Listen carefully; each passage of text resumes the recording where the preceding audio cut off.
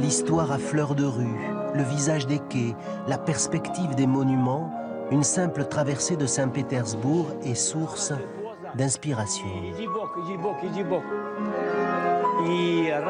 La ville est habitée par les arts, la poésie des postures à ciel ouvert.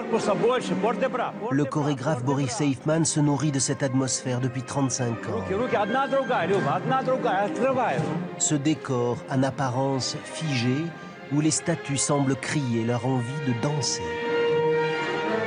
C'est justement le thème de son nouveau ballet, avec un détour, un saut, du côté de la France. L'histoire d'amour d'Augusto Rodin et Camille Claudel lui donne un matériau brut. Ce n'est pas seulement la forme des sculptures qui m'intéresse, mais comment elles ont pu être créées, comment sont nés ces chefs-d'œuvre.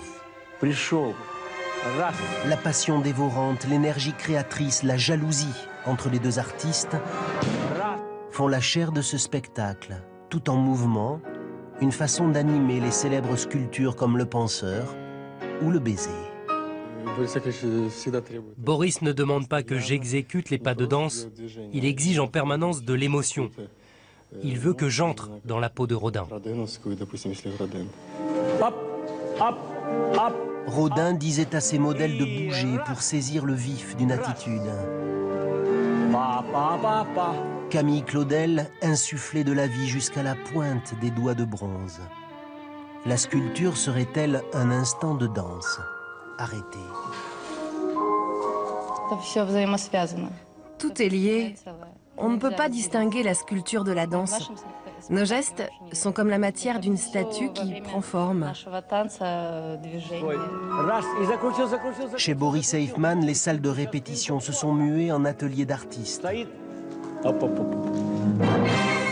Sur scène, il souffle une part de l'âme russe cultivée là, sur les bords de la Neva. Une part du génie français façonné sur les bords de la Seine. On y voit Rodin monter vers la gloire, Camille Claudel sombrer dans la folie. On les voit tous deux atteindre, dans le marbre et le rythme des corps, le statut d'éternelles idoles.